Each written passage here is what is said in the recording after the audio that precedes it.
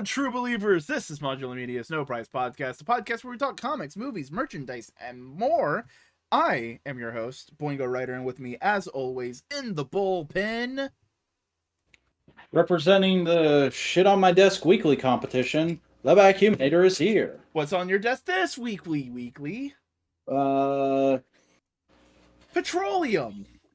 A lot of petroleum. I have many petroleums over here. I took out all my army builder figures and just tried to see if I could fit them all on my desk. Answer is yes. Look at that wood veneer. Yeah. How is everybody doing? How are you doing? How can we begin the podcast? Usually by speaking into a microphone and converting that into lines of code. We turn it into a WAV. A wave. Yes. Get that waveform going, boy. So hey, how's everybody doing? I hope you're doing good, chat, whomever you may be. We can't see your faces. We don't know if you're sticking your tongue out at us. You could be doing that. You anonymously lurk in the depths of YouTube. But yeah, no, we're talking about comics. Hey, it's a fun episode this time. Have you ever considered simul-streaming this to Twitch? We know, because for a while you couldn't simul do it to Twitch because they had like certain rules. Now they've let them up. But we would have to focus on the Twitch chat because that's part of their like, hey, you can multi-stream. Just focus on our shit, right? Interesting. I thought there was a proprietary software that showed you both chats at the same time, like mixed together. There is software that does that. It's just more Twitch doesn't want you to use that in their current TOS. But damn it, Jeff. Hey, here's the thing I will say about Twitch. They're actually taking steps and doing more interesting things in the last few months than they've had in years. Well, isn't that dandy? Yeah. It's like, hey, we're sorry we cut off your arm, but we finally cauterized the wound. Friendly reminder, Boingo's in the top, 10% of Twitch streamers? Probably not anymore. I haven't streamed in a while. And I had a stream the other night with a good friend of the channel, Pan Naps. Yeah, it was a good time. I was there. You gotta get that momentum back up, though. I like having that bragging right. But hey, we're talking about our normal things because we have a new episode of Earth's Mightiest Heroes to talk about. A new episode that aired like 6 years ago. New episode! Brand new. They just put it out. It's on Disney Plus right now. They said, fuck the X-Men 97 revival. We're doing this instead. Oh my god, if they made a revival of this show... Oh... Everyone remotely Buster's age would lose their shit. Oh man, here's the thing: I'd be so worried it wouldn't be the right tone and flavor. Yeah, the X-Men series, you can get you can copy the tone and flavor. This is such a it's hard to describe because each episode is aiming for a different era of Marvel. Like this one, which is all about the Winter Soldier.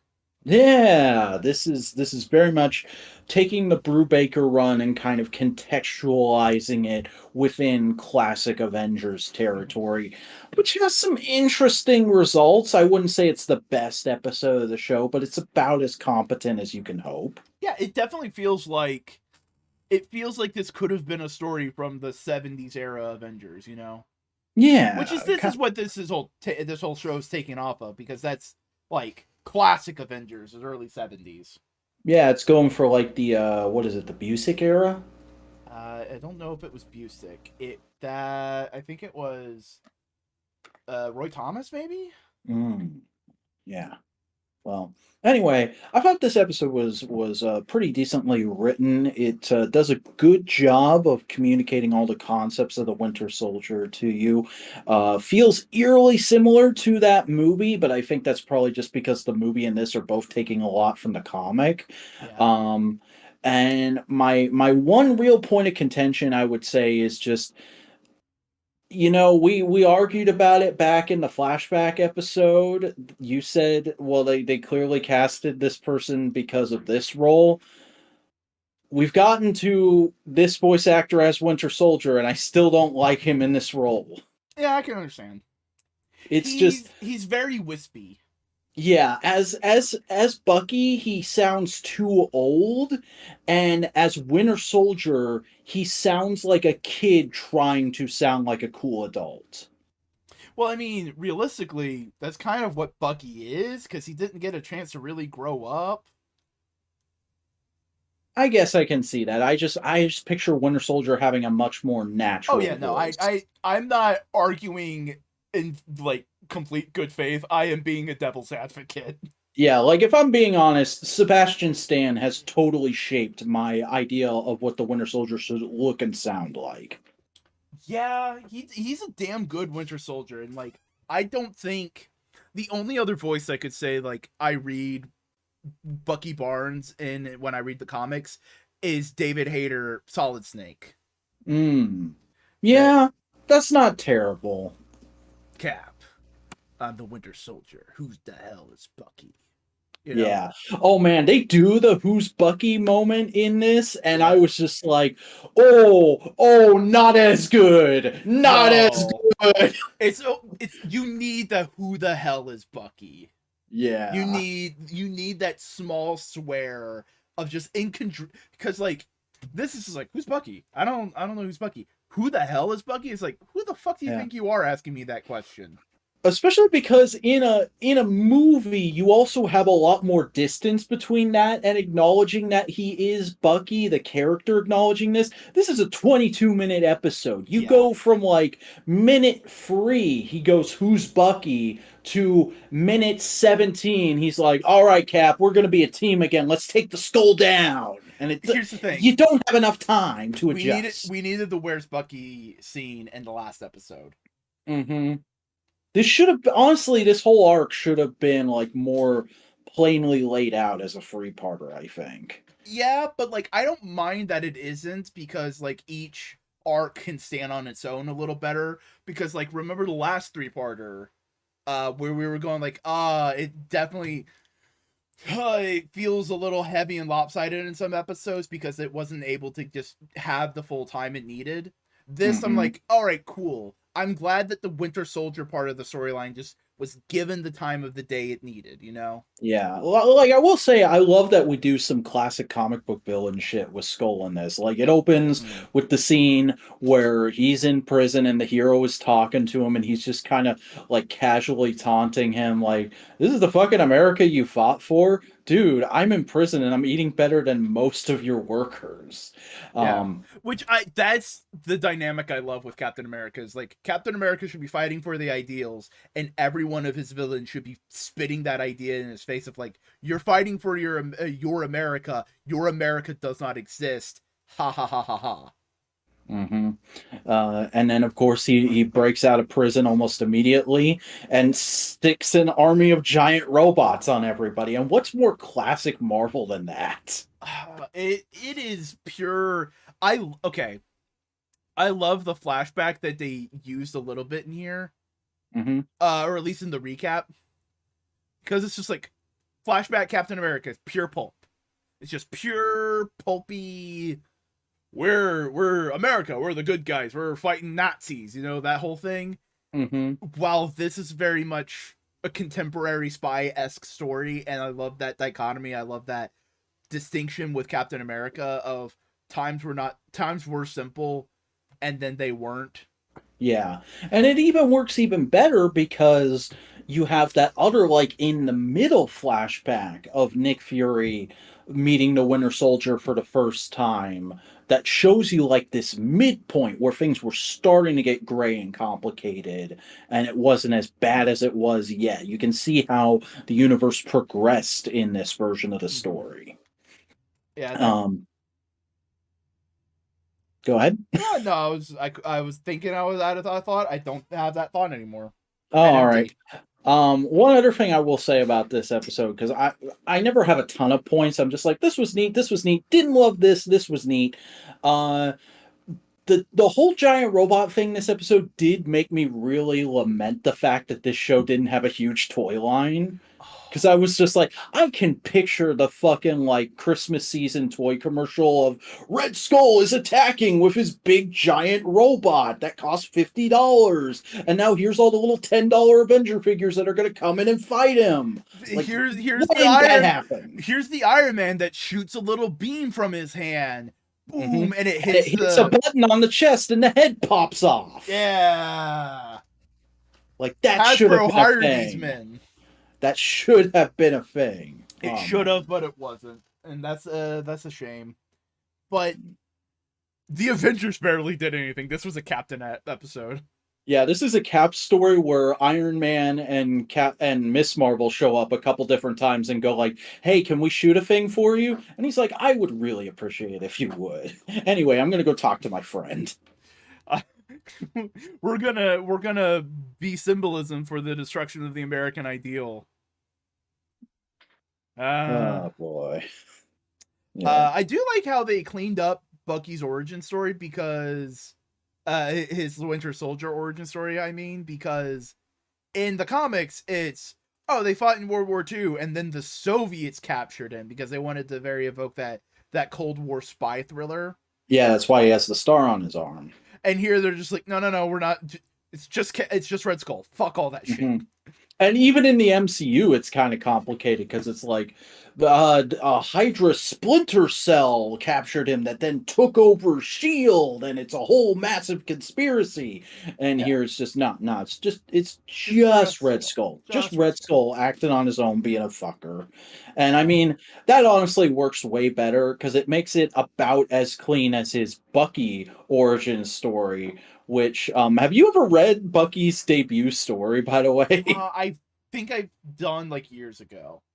I haven't actually sat down and read it, but I remember I watched the episode Linkara did on it years ago, and the way he at least presented it in that episode was, Bucky is just a kid who's in like the military band that's in this particular troop Cap is hanging around with, and he's like, "Oh, I wish there was a way I could contribute more to the war effort, Cap," and Cap just goes, Maybe there is, Bucky. Maybe there is." And then cut to him in costume. Well, I mean, no powers, no anything. Just this kid wants to shoot people. Sure, let's get him a costume.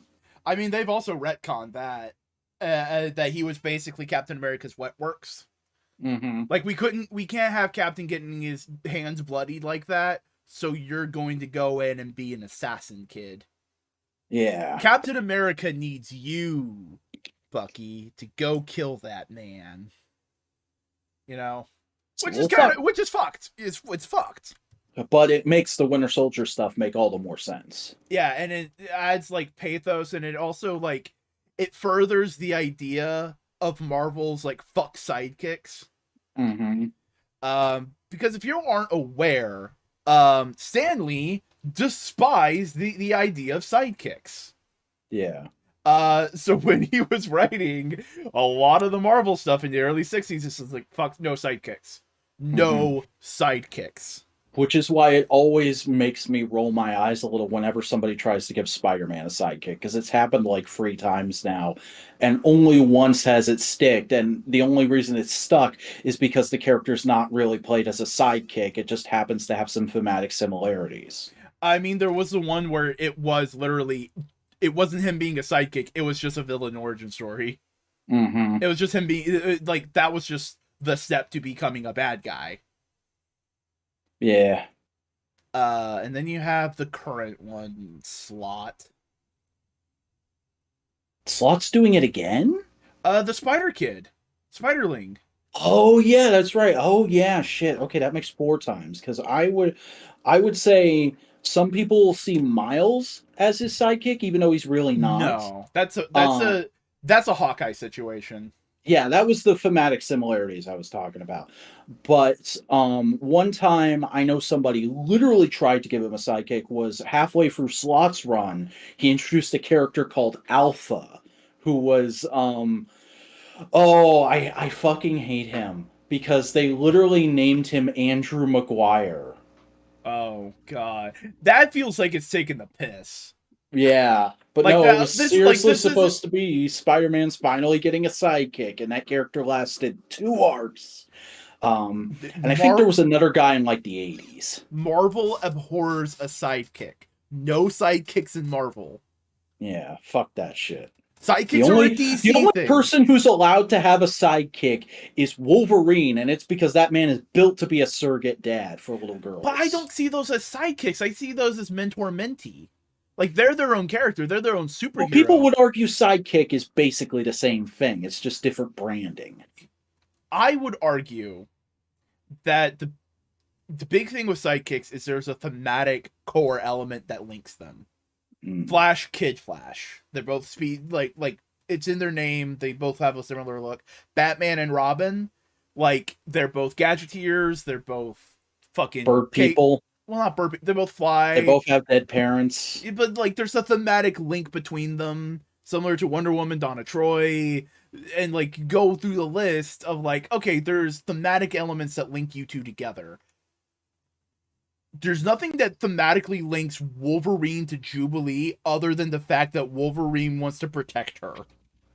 That's fair. The only one I could say you could argue is X-23 Laura Kinney. Yeah. Did she even really get that moment? I haven't read much about X-Men at that time. No, I think it happened and Wolverine was just like, I go fucking do your own thing, kid. I don't give a shit. Yeah. It's more of like a recent thing that they're implied to have a father-daughter relationship. Yeah. Which I think is fine, you know? Mm-hmm. Yeah. But I would argue that this was an okay episode. This was a really good episode, all about Bucky and Cap. Yeah, good old Stucky. Everybody's favorite ship from 2014? I don't know. I don't know. My memory of Tumblr is all a blur. Your memory. Yeah. But yeah. No. Good episode. Solid encapsulation of the arc. Solid just overall, just good. Decent animation. Good, decent animation. It fits within it doesn't feel like it's out of place. That's the big thing.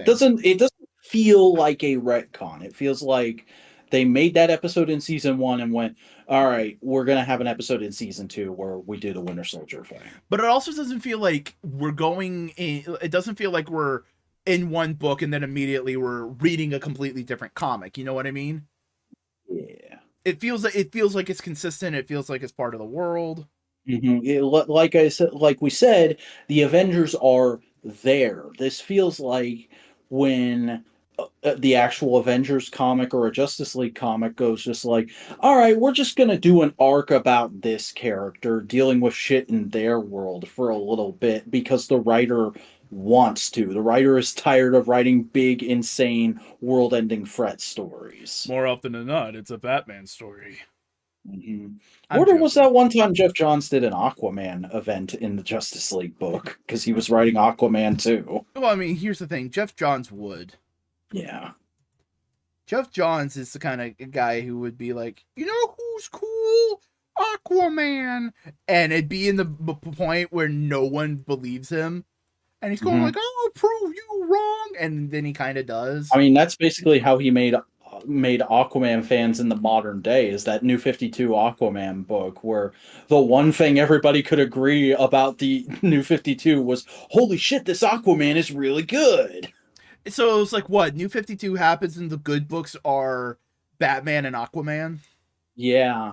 And Demon Knights if you're a friggin' nerd within nerds. Is that an Etrigan book? It's like all of DC's medieval characters book. They have more than one? They were a small smattering. Okay. Yeah. You know what would have been fucking cool and it wouldn't have happened because they weren't big sellers at the time, but it would have been fucking dope? Marvel DC crossover. Black Knight versus Etrigan.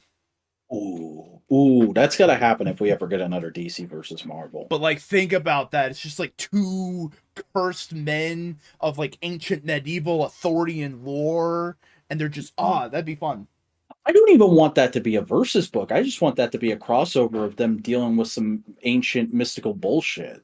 Well, they're gonna have to fight at the beginning, you know. Oh yeah, oh yeah. Like you can totally see what's gonna happen. Like Etrigan smells the evil of the ebony blade, and Black Knight's going like, "This is a fucking demon." Mm-hmm. And then they like learn that they're really good men and trying to be good, but the curse makes them evil, and it's Pathos. pathos. Hey, guess what? You want some more pathos?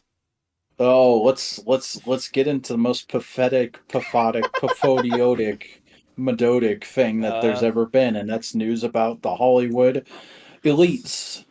Netflix CEO Ted Sarandos said that they've been trying very hard to get a deal done to end the SAG-AFTRA strike, and I love this because most websites would probably leave that as the headline, despite being the ones who left the negotiation tables and refused to offer any meaningful counter proposals.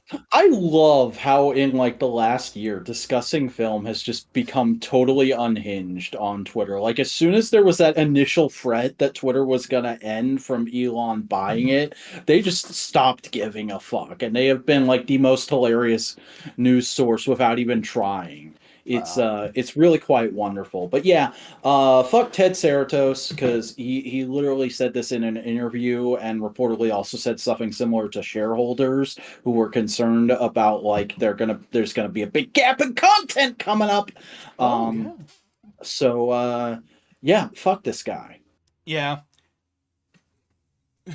You know, like hey, if you walk the walk, you know. Hmm. A group of A-list actors, including George Clooney, Ben Affleck, Emma Stone, Tyler Perry, and Scarlett Johansson, have proposed a $150 million deal to SAG-AFTRA. They also propose a residual formula where the lowest names on the call sheet who most need the money to be first paid. The $150 million deal would span 3 years and include A-list actors defraying the cost of the to AMPTP signatories by eliminating the cap on membership dues to be to be used to bolster health benefits in other areas that SAG-AFTRA are trying to shore up. So literally all the big names are willing to pay out of their pocket to make shit work so that people can reach a deal. And yet motherfuckers like Ted Sarandos are still going around and saying like, "Oh, we can't do it. We can't reach a deal." Mm. But you know what? Good on these guys being like, you know what? These smaller actors need the help. I'm in a position where I can help them and put the weight of my name behind this. Yeah, it's really amazing how many people who you often wonder are they a secret asshole have been going like, "No, I'm not. I am fucking union strong." Over the last few months, it's been Oh neat. yeah. Ben Affleck's from everything I've ever heard about Ben Affleck, he's just a good working class guy. Hmm. I mean, And like remember, he got for like all the a shit I gave Dwayne back when Black Adam was coming out, he apparently made the biggest single donation that SAG-AFTRA has ever gotten to their strike fund. See, here's the thing. I don't hate Dwayne Johnson the man. I dislike his creative choices as an actor. Mm. You know? Like there's a difference. I can criticize the creative choices. I can't criticize the guy. He's been a good person using his money to like help his family, help his local community. You know, Fair enough. yeah. Bip, bip, bip. Disney refusing to pay their actors fairly has caused the release date of Deadpool 3 to be in true risk. We've shot half the movie. I've edited half the movie. We're dying to get back to work and get this movie out next year. Let them cook. Get a fucking deal. Look at how sick this fucking movie looks just from a set photo. It's the Uh, reason I included that. yeah, I mean, how close is the actors to the writers in terms of length now? I don't know the math. But I'm not asking you We to do the talked math about right it now. literally last week, didn't we? Yeah, I Where it think took so. that. You said it would be like another month before it's been as long as it took the Yeah, I writers to think get a that was a deal. guess. I don't quote me on that, but Yeah, I feel like Deadpool 2 is going to or Free is going to get delayed no matter what. yeah. But man, this just I'm so hype about that movie in a way I am of no other upcoming movie. SAG-AFTRA and the studios will return to negotiations on October 24th, which is Tuesday. Yeah. So fingers crossed. Fingers crossed. Fingers crossed. Gun to the head of the producers. Not producers. The management. Producers aren't the bad guys here. Let's get some shit done, people. But now we got some comic news. X-Men will rise from the grave and Dead X-Men. Yep, they're doing an X-Men zombie series to tie into the whole fucking end of Krakoa stuff. So it's the second zombie X-Men series in the Krakoan era. Yeah, how about that? Because remember, there was Plants versus Zombies versus X-Men. Oh my god. That was part of Empire. That was a good series, but Jesus fuck that title. It's hilarious. Yeah, no, this looks cover looks neat, looks fun. Don't know who that is. Don't know who most of these people are immediately off the top of my head. Yeah, I don't recognize him. That could be Jean in the back with the fucking aura coming out of her. Hold on, I'm seeing if they say who the name is. 5 mutants lost their life, but their mission to the X-Men is just getting started to preserve the X-Men's dream. Save your dream, the caution, most accomplished possible, or die again trying. Oh no, it's not zombies. It's just characters are back from the dead and they're doing something. Oh boy. Keeping the identity of Dead X-Men's cast a secret for now, but the cover of the first issue by Perez offers some clues. Who could it be? Okay. I know it can't be, but part of me thinks that guy in the front is Zeitgeist. But Zeitgeist is alive. I was gonna say, is Zeitgeist dead? I feel like you were talking Zeitgeist about him was in the Ecstatics continuation. Yeah.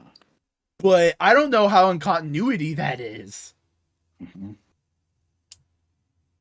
Because it looks like Zeitgeist. It has the golden bottom jaw like Zeitgeist. Yeah. That person on the right is doing like a Jubilee power thing, but I'm pretty sure Jubilee is alive. Yeah. Who knows? Who knows? Whomst knoweth. No, I think Jubilee died at the gala. Did she? Yeah. I think Juggernaut was the only one who survived. Oh shit! Fuck. No, Dazzler. Dazzler died in the gala. I don't think Jubilee was on the team. Dazzler was. Marvel Masterpieces trading cards returned as variant covers for 30th anniversary. Here you go, 90s kids. Please buy some comics. Please be excited to buy comics. Look, it's that art you paid money for. Oh, I love Armored Daredevil. Yeah. They're literally lifting art from those cards, so it's hilariously out of date. Oh, it's hilarious out of date, but you know what? It's a cool celebration of this fun part of the Marvel history. Yeah. They look good. They're nicely done. It's a fun homage, and of course, the modular suit. Yeah, look at that. Wolverine's 50th anniversary variants pay homage to famous Marvel Comics covers.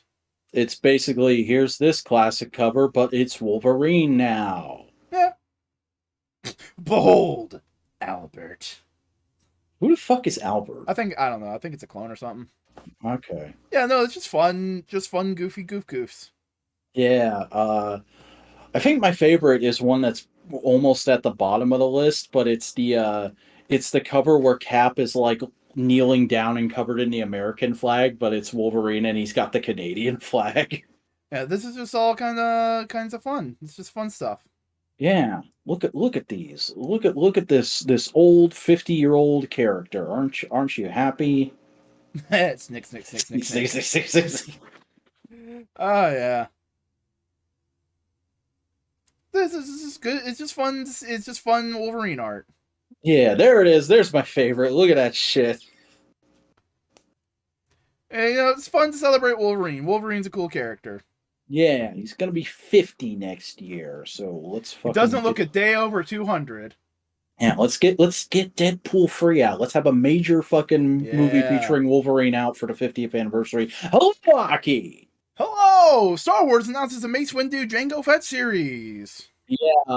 This article is kind of misleading. It's a Mace Windu and a Jango Fett series. It's not a Yeah. series about them trying to kill each other like everybody seems to really want for some reason. Um, Um, it's we're you getting a know, Mace Windu book and we're getting a Django book. and there's going to be a Thrawn book that's going to show him and Anakin teaming up during the Clone Wars to explain one line of dialogue from the Ahsoka show. Uh, Hey, there's a moment where he asks for all the fucking background information on Ahsoka because he knows she's coming to kill him, and he gets handed this tablet and he just looks at it for 2 seconds and he makes this oh shit face and goes, "Her master was Anakin Skywalker." That's it. here's the thing. Jar Jar need to team up. Yeah. You know what? Fucking Marvel, give us a Jar Jar book. Just do it. Yeah. Just give us a Jar Jar book. Give us a Jar Jar book and put like a really good comedy writer on it. Like lure Chip Zdarsky back with that fucking golden crumb. Oh, that'd be fun. But here's the thing about that one line at the spin-off material has been made on less. Yeah, that's true. But yeah, cool. This is more Star Wars books. Yeah. And it seems like the Marvel Star Wars books have been batting like an 80. Yeah, they're just kind of Like chugging 800. along They're doing good. their thing. If you enjoy them, you enjoy them, and they have some cool standout moments every once in a while. Yeah, I haven't heard anybody like rave about a particular book or run in a while, but they're also still happening, so Oh I my have to God. assume they're doing well. That is the best idea. It should be like those Spider-Man Marvel team-up books, but with Jar Jar. Star Wars team up starring Jar Jar. And you don't even like try to account for continuity. Like you show him in the old Republic era and in the sequel trilogy as well. No, easy thing. You do it like Empire era. He's the sad clown from that one book, and he gets wrapped up in time travel shenanigans. Hey. There you go. Look at you, creative problem solver. DC announces a new Valentine's Day one shot with the best title ever. I think it's called like How to Get Rid of a Guy Gardner in 80 pages or less. How to lose a Guy Gardner in 10 days. Yeah, so I'm guessing because these are usually 80-page giants with a bunch of vignettes, but I'm guessing there's going to be a big main story about like, look at what a shitty boyfriend Guy Gardner is. They're really playing into the Nightwing ass thing, aren't they? Oh wow, look at damn Babs out in public and everything. Yeah, no, it's fun. It's cool. It's a neat idea. Yeah. I like these anthology like one shot things that Marvel and DC have been doing. We'll talk about one later. It gives them a chance to do an old school creative writing challenge with their characters. Yeah. But it could also create like an initial spark that some other writer can go like, yo, that's a neat idea. I wanna play with that. And they can do a mini or an ongoing. Mm. And I'm being hailed. Wow. Oh my god. Continue talking about Guy Gardner's dick. Guy Gardner has the smallest dick. He literally has a micro penis. I think the Atom Shrunk It once as a joke. It's a whole thing. Yeah, I kind of agree with that, Aki. As much as I enjoy the jokes myself, Nightwing's ass has become a bit of a low-hanging fruit kind of a thing. Like, everybody does it. Like, once the comics themselves start doing it, it's no longer like a tee-hee ha-ha. It's a, oh yes, funny, good, you did the thing, congratulations. You acknowledge that Ollie is super liberal, way to go. But no, yeah, I think this should be fun, provided Guy Gardner isn't the sole character featured within this. I would help. I would hope that we get some other vignettes. Like, give me something about like follow up on that issue of Superman. Show me what's going on with Jimmy and Shaban. I want to see that.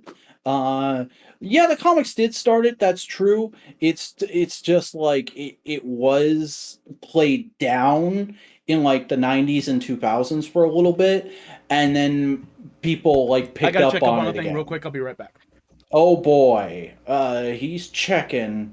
Oh boy, he's checking it all. He's making a list and checking it twice. One of the variant covers is I assume that's Barry and Iris. Let me take another look here. Let me open it on my own monitor. Yeah, that looks like Barry and Iris. So I would assume it's going to be like mainly about Guy and his shitty relationships, and then we might get like a backup story about Barry and Iris and one about Dick and Babs, since DC is trying to push that couple super hard right now. Anyways, does it make sense? I would guess. I don't know for sure, but I know Tom Taylor likes writing that, and they're not saying no to anything Tom Taylor wants to do right now. So there you go.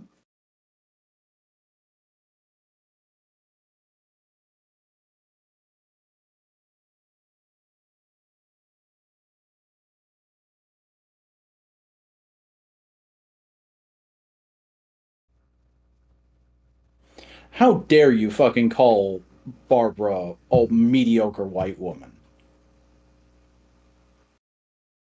All right, fucking Barbara Gordon is a good character. Like, I agree. Maybe Starfire is a little bit better of a ship for him for the good Mr. Grayson, but I'm back. I honestly don't mind it either way, and I will not stand for Barbara Gordon slander because she's a great character. All right, time for next news. Sure. Spawn gets a new costume in Rat City, a new series set in 2092. They're doing it. They're finally doing it. Spawn 2099 is happening, everybody. Please be excited. That sure is cyberpunk. Yep. Look at that. A Todd original. All right. All right, cool. Also, Aki, I love how you leave that comment like Barbara has somehow dropped those character traits since getting out of the wheelchair. The only thing that's changed about Barbara as a character since she got out of the wheelchair is that she's not in a wheelchair anymore.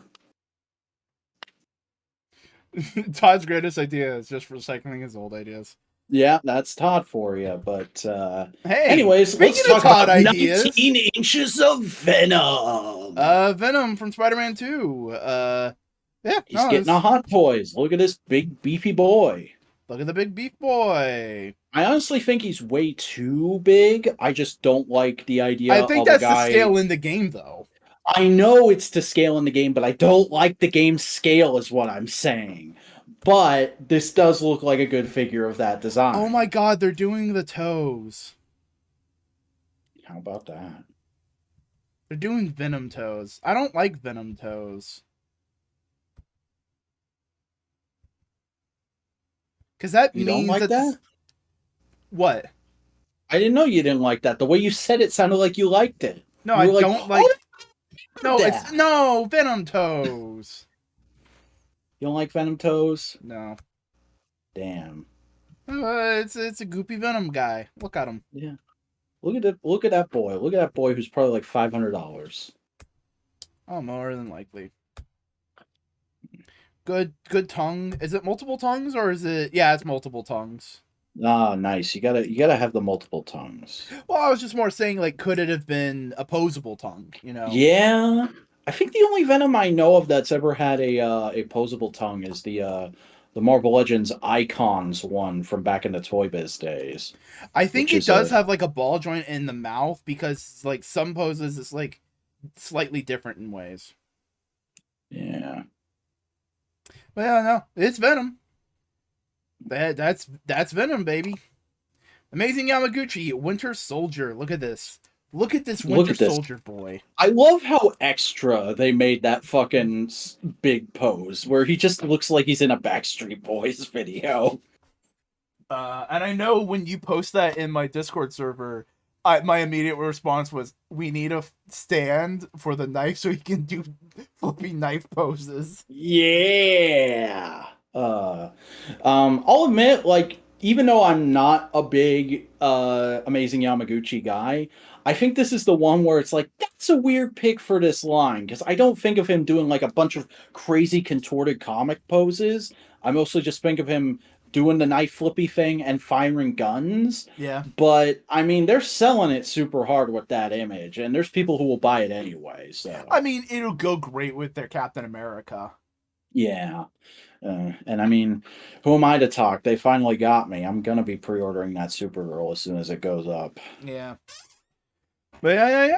Looks good. Amazing Yamaguchis. Marvel Legends Avengers Beyond. Earth's Mightiest Janet Van Dyne. Look, it's Janet Van Dyne. Yep, they revealed that the Avengers Classic line, because it was an anniversary subline for this year, because this year was the 60th anniversary of the Avengers. Speak correctly back.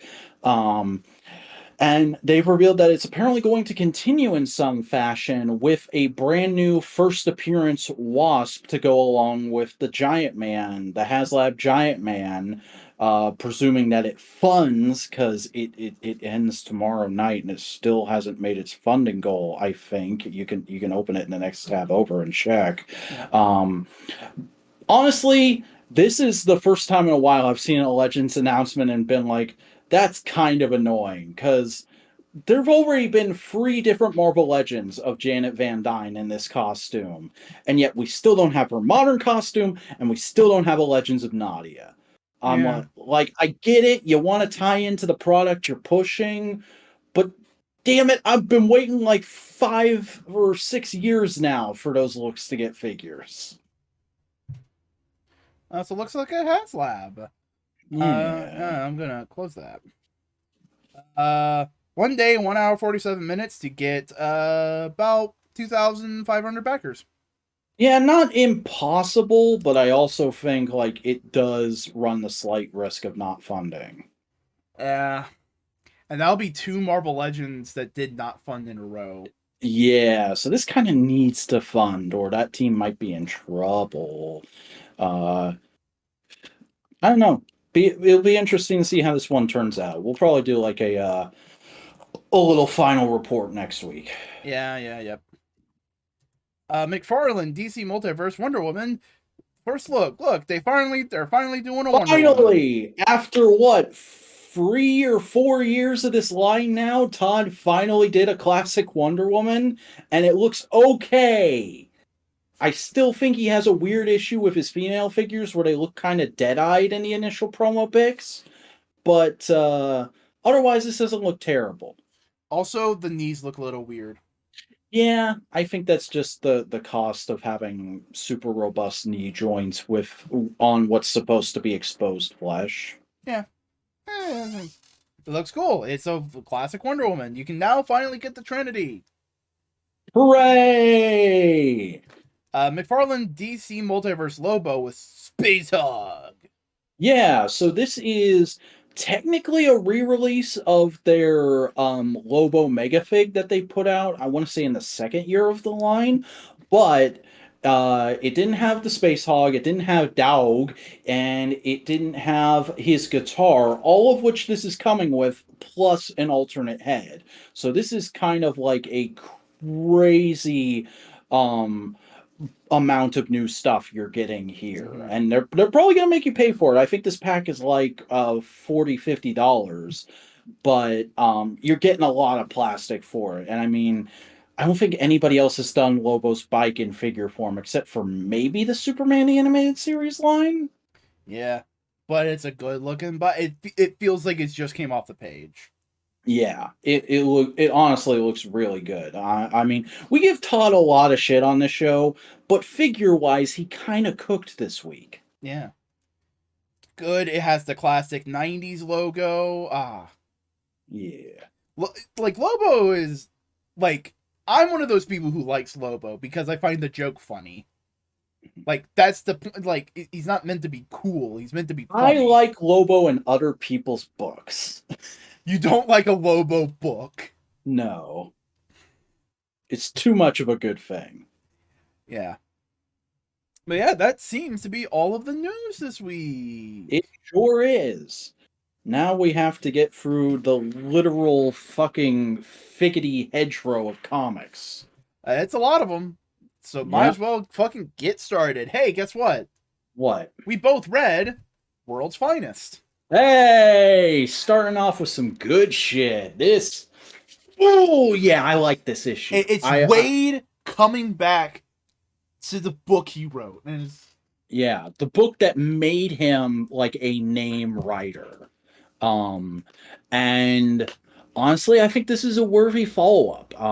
The fact that he waited this long to do it, and that it's not, hey, let's get Alex Ross back, let's reunite the team. It's just Wade went, I had an idea. What would it be like to show actual Superman and Batman seeing this universe?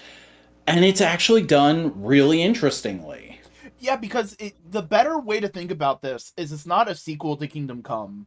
It is an author epilogue. It's an author looking back on their work and looking at it in a new perspective, asking questions about what they did as an artist, and coming at it from that perspective. Because literally Batman, Superman go into the universe and start asking like, "Oh, I wonder what happened here." And started like asking the questions, And they just progressively keep going, oh, what the fuck?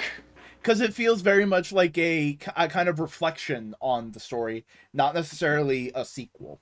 And that's the other genius thing about it, is it doesn't feel out of place in this book. It feels like the next logical story for this take on Batman and Superman as friends. It feels like a story about this Batman and Superman meeting an alternate version of Batman and Superman, rather than, oh shit, it's Kingdom Come Batman and Superman here to disrupt the status quo of the main universe. What's gonna happen? But it's very clear this is after Kingdom Come. Yeah. Which Batman and Superman are friends again. They're buddies. They're not enemies anymore. Most of the superheroes are They've dead. been through a lot of shit, and a lot of people died. Which we do see because Clark and Bruce find a Red Robin grave. Mm-hmm. Well, they find like what's essentially a what do they call it? A mass grave. No, the big cemetery in Washington. Arlington. Yeah, they find an Arlington cemetery for superheroes. Yeah. Like there's a literal panel of just tons of headstones with hero names on it. And I took the time to read them all. Oh, any interesting Easter eggs?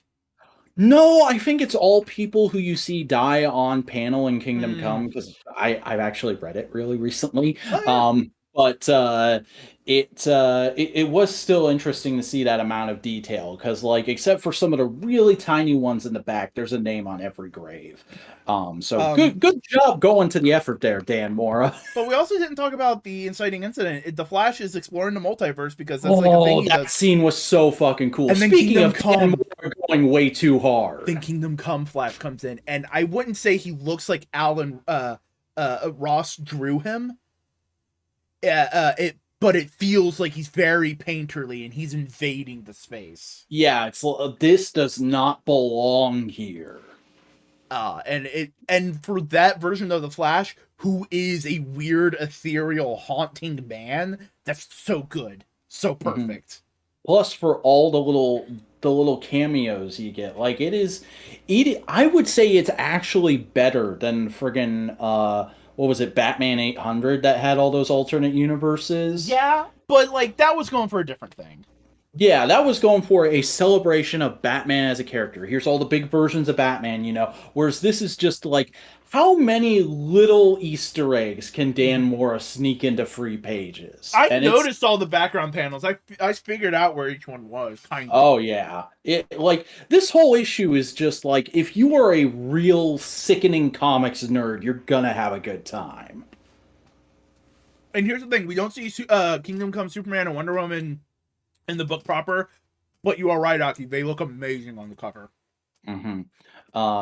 I especially love the little detail of main universe Bruce and Clark going to the superhero restaurant and making fun of the menu like Kingdom Come Bruce and Clark, but still ordering the same things they ordered in that comic. I didn't notice that! Oh my god! Yeah! That's such a good detail!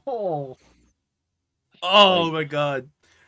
Like, it's so strange. Mark went and checked. He like pulled up his old script and was like, all right, what did I have them order? It's so strange because I kind of want to call this issue a love letter to Kingdom Come, but the same guy wrote both. Yeah, it's it's fucking insane, this book, and I can't wait for the next issue, Yeah. especially because we didn't even talk about the main the impetus for all this to happen is that Barry finds Boy Thunder and is like, hey Clark, your sidekick is in this kind of fucked up universe. Maybe you should go check on him. And he's like, oh, all right on. Oh, this place is a little weird anyway. Oh, hey, we found you. This is great. I can take you home and we can be buddies again. And he's like, fuck you, and just immediately starts beating him up. Oh man, I wonder what's the whole story there. It's gonna be interesting to see. Well, remember when we last saw him, friggin' Magog showed up and was like, hey, we're gonna be friends now. Yeah, but here's the thing: this is post Kingdom Come. Magog learned his lesson. Mm-hmm. We both read Superman #7, oversized 850. Kind of feels like the cover lies. Yeah, Because it's a regular issue, but also there's a really long Brainiac backup. it's a really long. Hey, we're gonna do a Brainiac arc soon.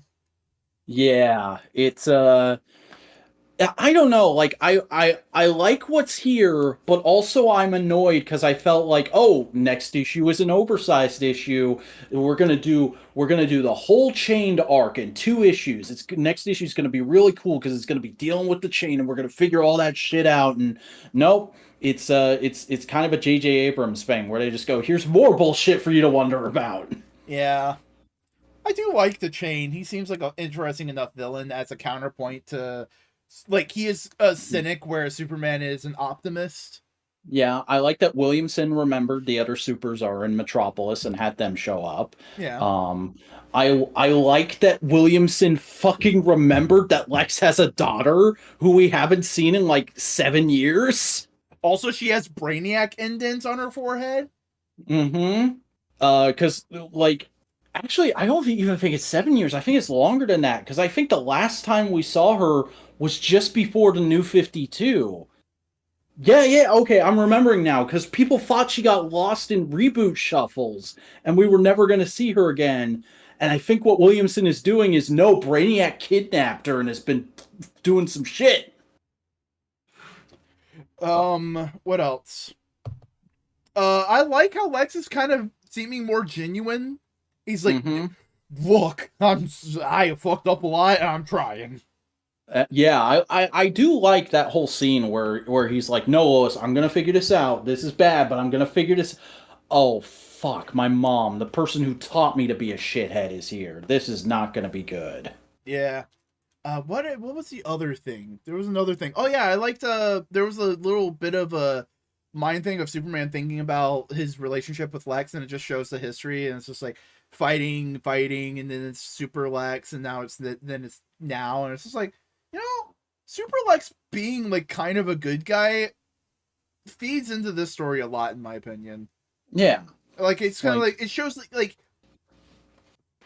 that's, I think, is this arc of Lex Luthor in like the story of DC between reboots. Like, you reboot the universe, you start from scratch, he's a shithead, and then you keep going, and then he learns his lesson, and he's like, oh, I'm the asshole.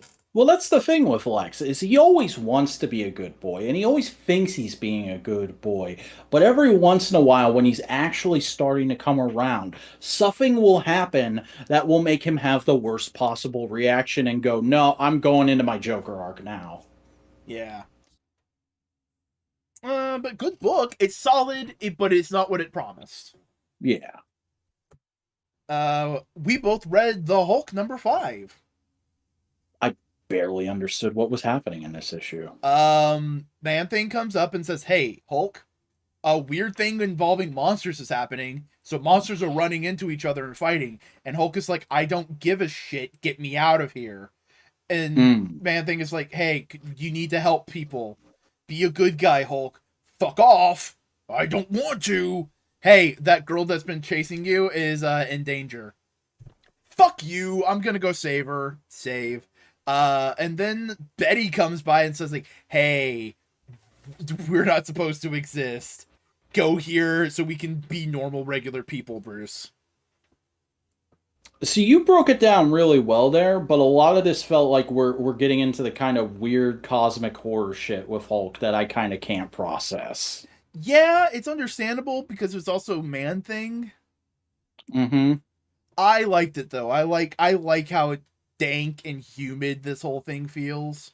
I also like because I've barely read anything with her under this persona in it. I completely forgot Betty is Harpy now. So for like 2 or 3 panels, I was just like, "What the fuck?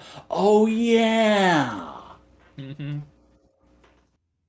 She turned into Red Harpy in Immortal Hulk, and then she was in a couple of Al Ewing stories. yeah." See, I remember you telling me that. Mm-hmm. I like the book. Yeah, it's not badly written. It's just getting into shit that doesn't like vibe with It's not me. badly written. It's just that kind of heavy purple prose horror book.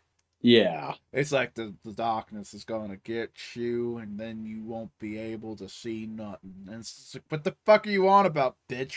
Yeah, like as much as I try to be accepting of new concept and ideas with heroes, there is a part of my brain that still goes like, it's a Hulk comic. He should be smashing military stuff, right? Well, I mean, Hulk fought monsters. That's true.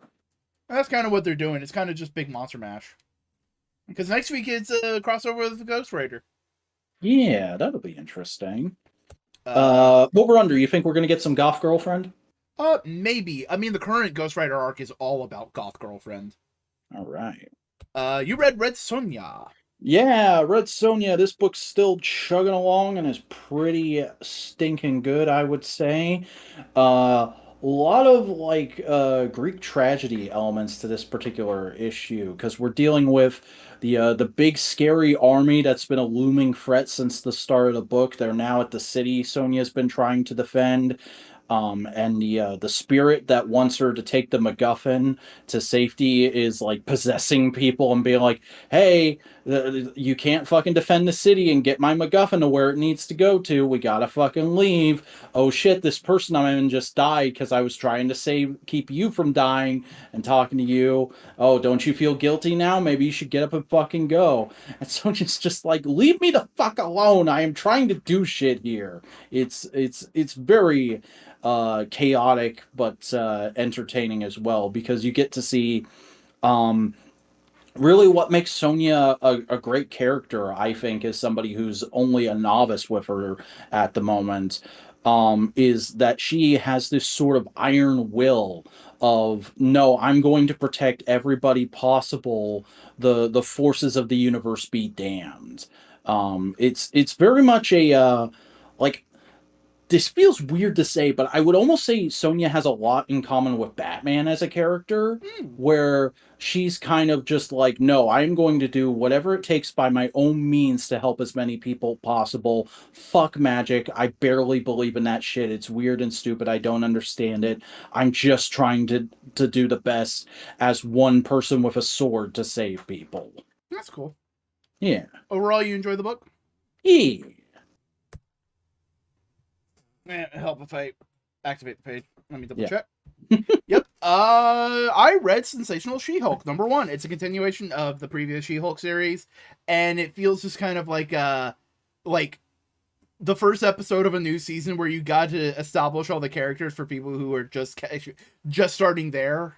Mm-hmm. It's like, hey, here's this character, here's the status quo, here's all the things, you know. She's still Um, fucking Jack of Hearts. yeah. Good for her. They figured out a way to be a little bit more intimate, and it's like, all right, cool. And Hulk shows up at the end, and he's like, he's not like regular Hulk like he is on the cover. He is gross, grungy Hulk from the current book, and he's Nice. just in an alleyway. And it's like, hey. Bruce is just a big homeless man. He's just like, And there is a backup. This is the only backup I read this week. oh, Because it's written by the showrunner, showrunner, yeah, showrunner for the Disney Plus series. oh, And it's just interesting to see, like, without the constraints of the MCU, like, what their voice for She-Hulk is. And it is very John Byrne comedy She-Hulk. She has an intern for the day, and she thinks, "Oh, this is my superhero intern." And she goes about her business, and she puts like a fucking bulletproof jacket, and she's giving all these tips about like superheroing. And then in the end, he goes like, "Ma'am, I'm here for the lawyer shit," and she's like, "Oh, you're the wrong appointment." And you see a goofy superhero running up, going like, "God damn it!" Like that's funny. That's a That's cute. funny. That's nice. Like that almost makes me like wonder why the show felt so at odds with itself. Like did Feige really have his coils around that one or I something? think ultimately what it is they wanted to do more, but they didn't want to go 100 right out the gate. They You know didn't what I want mean? to scare the normies. Yeah. So they did some of it in the first episode, and they ramped it up a little bit by little bit, and then the final one is just full John Byrne era. Fuck you, fuck the fourth wall, bing bang Mhm. boom. Yeah, I still say like for as funny as the AI joke is, that should have just been Kevin Feige. Kevin Feige doesn't want to be on camera. Well, fuck him. It would have been funny. Yeah, no, but like that's the thing. Kevin doesn't want to be on camera. It's like, and you got to respect it. Like, it'd be a shitty thing to fucking go against someone's wishes, you know? Fair, but Tony Khan didn't want to be on camera for a long time, and now he's an active authority figure. Oh Yeah. Have you not heard about that? no. Yeah, it's not great, but it's also not terrible. Okay. We both read The Astonishing Iceman, Yeah, guest starring our favorite new Captain America. which I didn't realize has powers now. Yeah, that happened in a Marvel Unlimited book, so I guess things that happen in Marvel Unlimited books can affect the main universe. Fuck! Uh, Only if people want to use it and remember it. So maybe I shouldn't bring up that thing that makes me very unhappy. But yeah, no, it's just Iceman trying to be good and helping out, Yeah, just Iceman being a pal. fighting the villain. Just you Hmm. know, I love how cartoonishly racist this villain is, by the way. oh yeah, it's Like, fucking I haven't seen the word mutie on page so many times, probably ever in modern comics. yeah. Uh, and it's also interesting to see how they're trying to like deal with the best way to put it is how some people get powers later and how the racists are handling it, and it's Mhm. exactly as you expect, Yeah, you know. Also, he's like called something clean. He's called the cleaner, and his hair yeah, gets ripped off, so he looks like Mr. Clean. yeah, that was a funny joke. Yeah, well, it's fun. It's good, solid. Yeah, it's a decent issue, it's nothing to write home about, but it does the job. Yeah.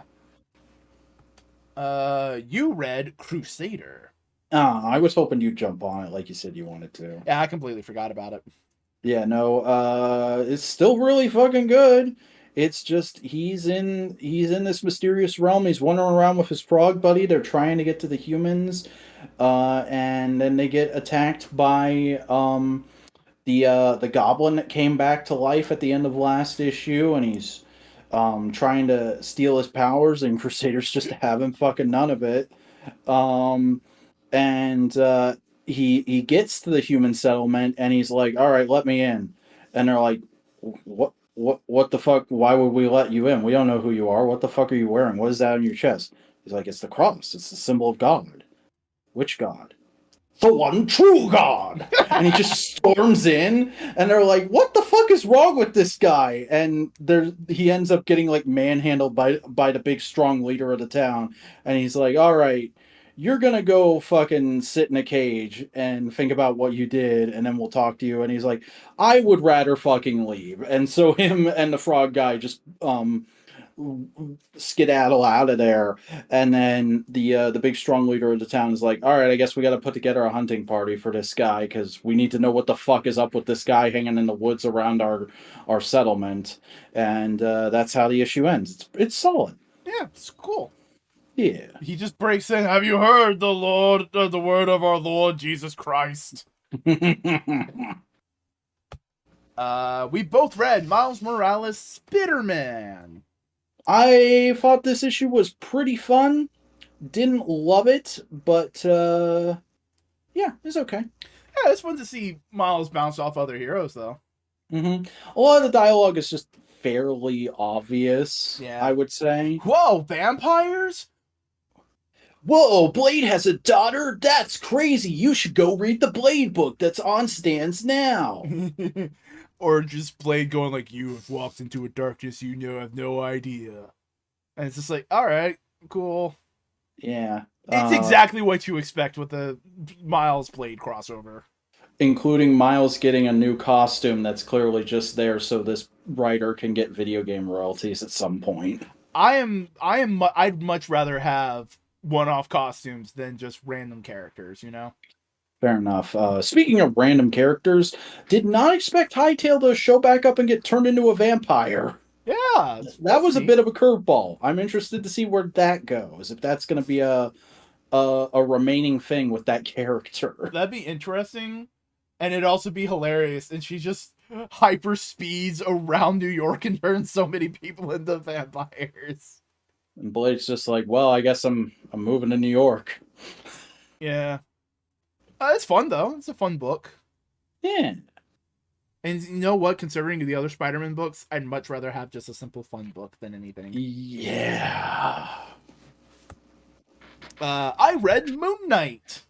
Hey, how's that going? Ignore the top part of the book cover that says the Oh, last no! days of Moon Knight. Literally, it's hey, Moon Knight's gearing up to fight like the bad guys that we've been setting up. And he's also being very like, hey, so if I don't come back, the house is yours. What the fuck are you talking about? You're gonna be coming back, Oh, right? they're going that far with it? Jesus. And like he says to Tiger, "Is like, hey, don't worry, I'm gonna go fight the guys." And she's just like, "Yeah, no, and you're gonna be coming back. You're gonna be coming back. Fuck you." It's just all this kind of stuff, and he's just walking into That fucking reminds me of. Do you remember back in Morrison's run when Damian died? No. Oh yeah, that was like that was how they ended their run. In the New 52 Batman Incorporated was they killed off Damian. It was like the whole point. They were doing a Batman can't have happiness ending. Um, and Damian dies, and that whole fucking issue is just like them fighting their way through Leviathan, and Damian saving people and going, "Ha! What would you do without me?" Ha ha ha ha ha. And then he gets killed, and it's ironic, and it's like, you did not put your all into the script, did you, Grants? Yeah. But Moon Knight's heading off to fight the bad guys that showed up in the past couple issues, and Zodiac is heading over to the Midnight Mission to fuck shit up. So everything's going to shit. Julio. We both read Daredevil. I think it finally happened. Oh? Saladin Ahmad finally became a good writer, everybody. Oh. I was expecting you were going to go like, oh yeah, Daredevil's always good. Daredevil's always good. And I was like, oh no, did you not like this issue?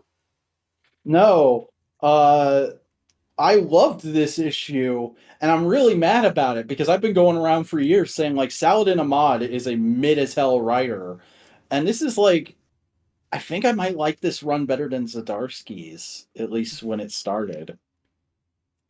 I think this is a more solid start than how Zdarsky's run started. Yeah. Well, I mean, it's a more immediate mystery. Mm-hmm. Just really, really solid character work. I like that we're with Matt through the whole fucking issue mentally. And there's a lot of interesting situations he's placed into. Like that whole standoff with the cops at the door was probably one of the best scenes I've seen in a comic in a little while. Yeah, and we all know what's called because the cops come and say like, "Hey, we heard that you were like harboring juvenile delinquents and making them commit crimes.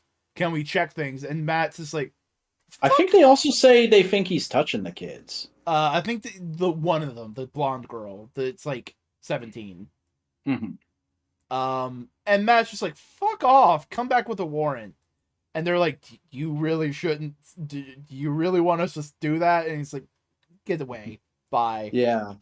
The one thing I think that could make that scene better is he's like, did you do research on me at all? I used to be a lawyer, man. Um, and he just goes about his day as Daredevil and as a Father Matt. Some good shit. Mm-hmm. The bit where he's talking to the one kid who's Getting bullied. having getting bullied, that felt really like real and genuine, especially because Matt's history with getting bullied. Mm-hmm. um and I love the end reveal of just like, yeah, no matter what corner of the Marvel universe, Ben Urich is up to fuckboy shit these days. Well, here's the thing. In the mutant stuff, he's a good guy. Here he's spreading a false rumor about Daredevil, a guy who's always been kind of on the good terms with. I think he's Mm-hmm. possessed by a demon. It's entirely possible.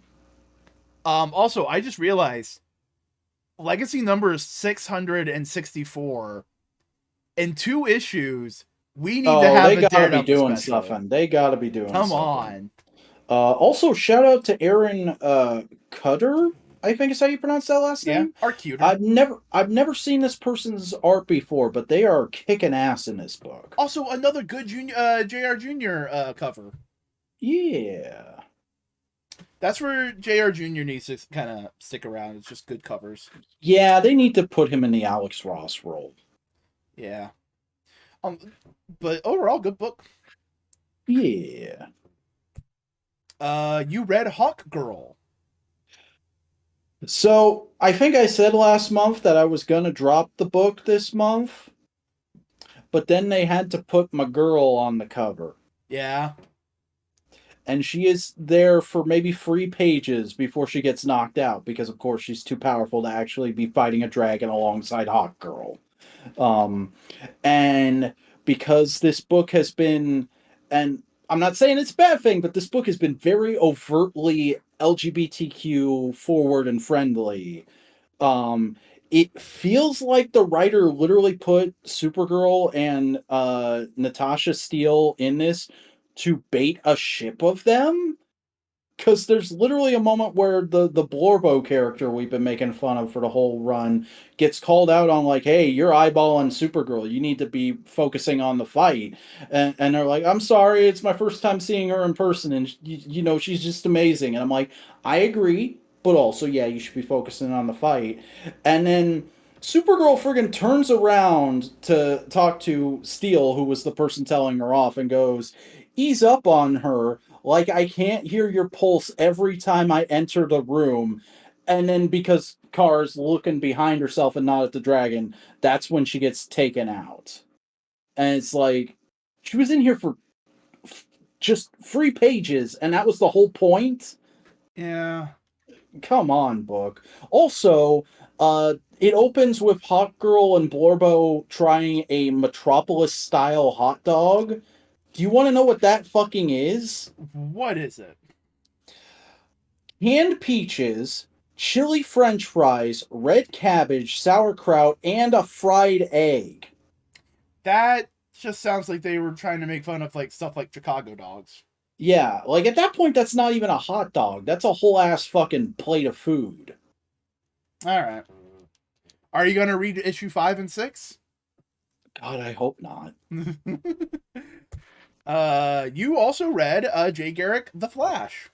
Yeah, this was actually fucking cool. I am really, this is one instance where I will say thank fuck for Tumblr, because I have been avoiding Jeff Johns' The New Golden Age initiative like the plague, because one, modern Jeff Johns, and two, I'm sorry, I like it when they appear in things to give a sense of epicness and continuity, but I don't really give a shit about the JSA. The most I give a shit about them is when Jay shows up in a story about Barry or Wally, for the same reason I give a shit about the rest of the JSA showing up. Like, the only JSA character that's carried into the modern age that I really care about is Black Canary. Black Canary is technically a JSA member, but we don't treat her like that in the modern day. Same thing with Superman, but like, Superman has been detached from the JSA since Crisis, so whatever.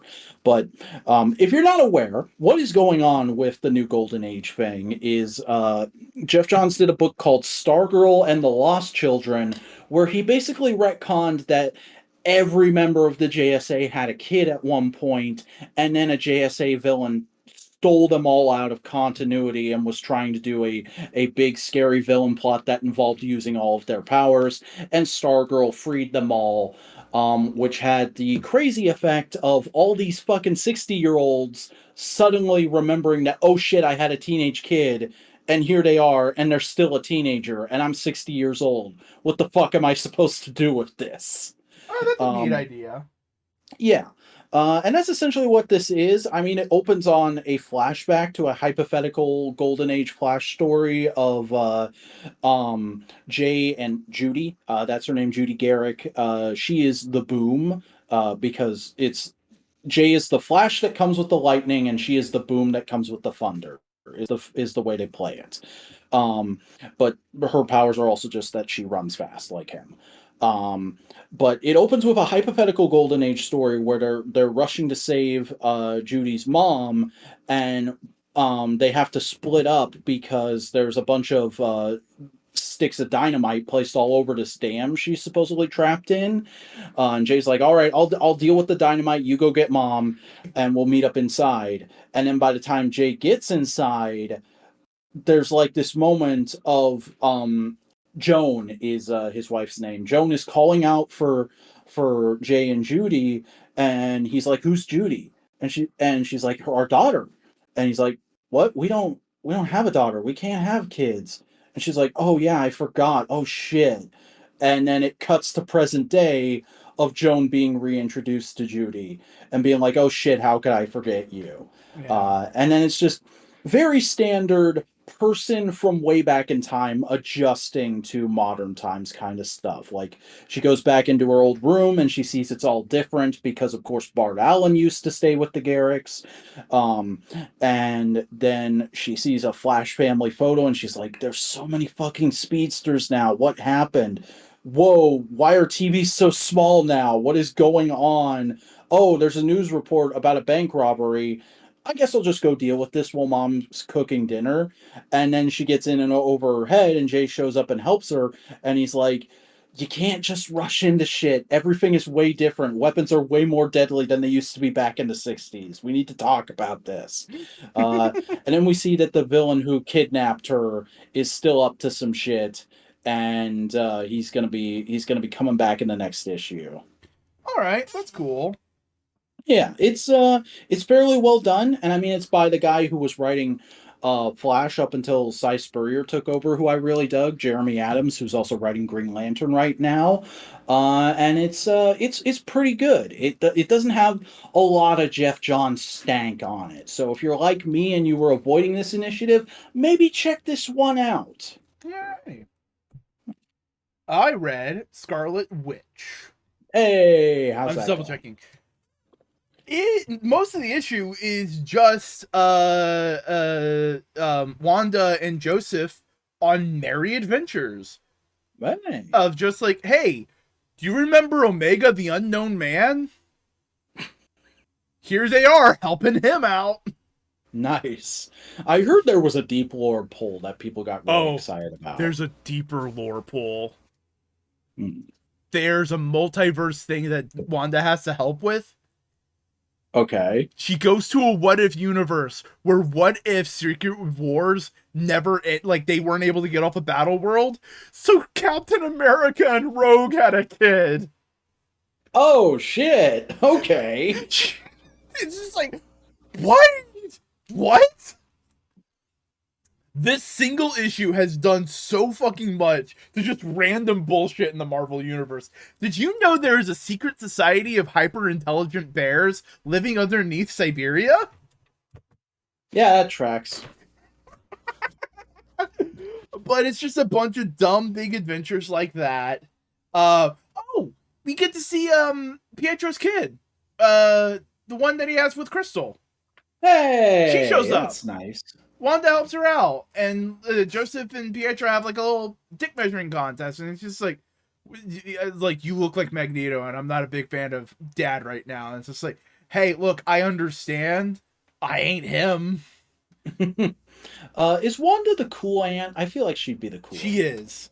Nice. Literally, there is a point where Joseph says, it's not in that scene, but Joseph, like, someone goes like, who do you think you are? And Joseph just goes like, I think the term is the cool aunt. But like, it's all this kind of stuff, and it's just Wanda helping out Joseph, and she even gives him like a little nickname, which is like a Romanian pronunciation of Joseph, which is Yosef with I.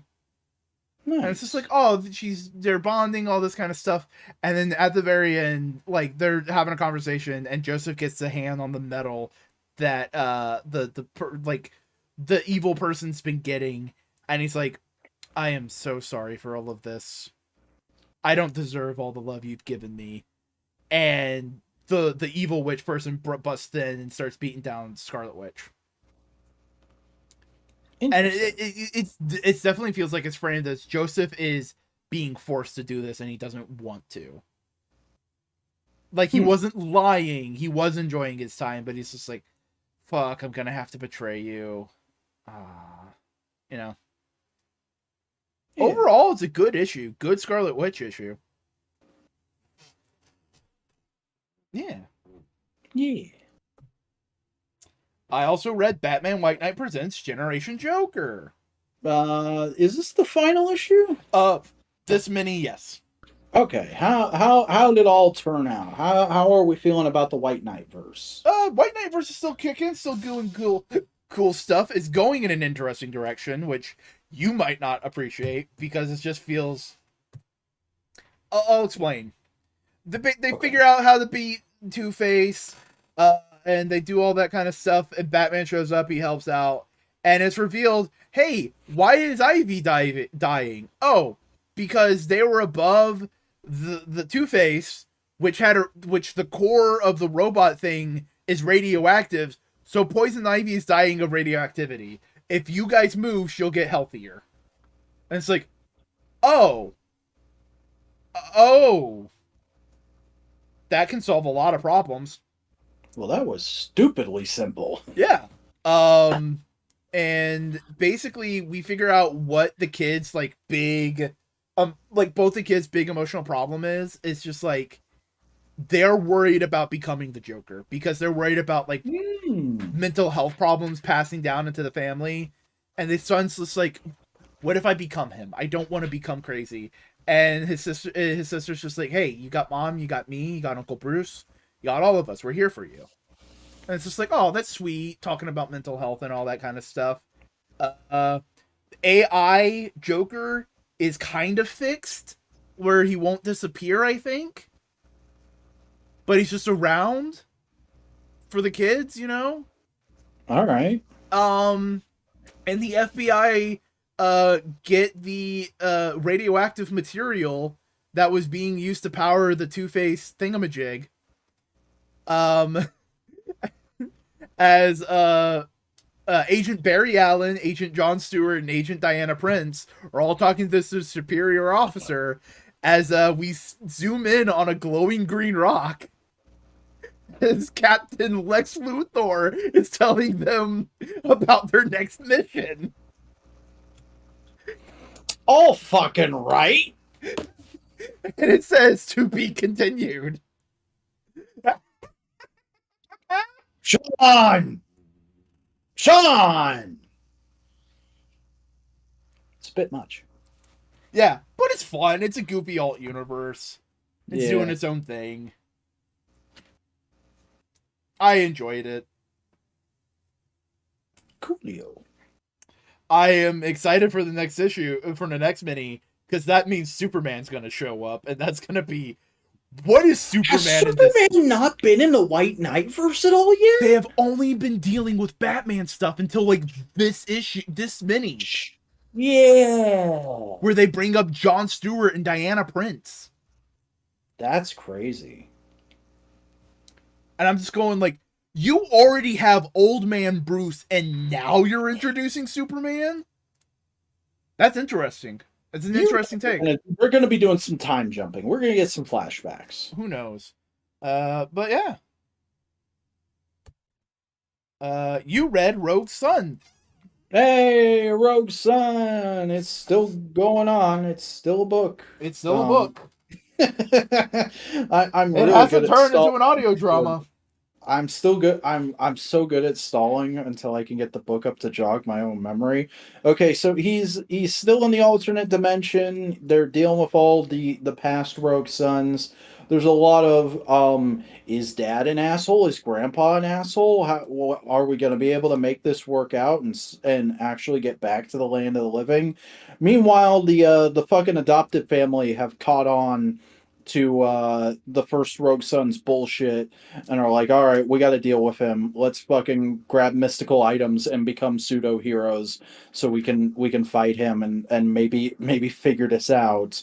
Um, there's also a couple of interesting flashback pages to show what other various Rogue Sons' lives were like. So just nice fleshing out the world.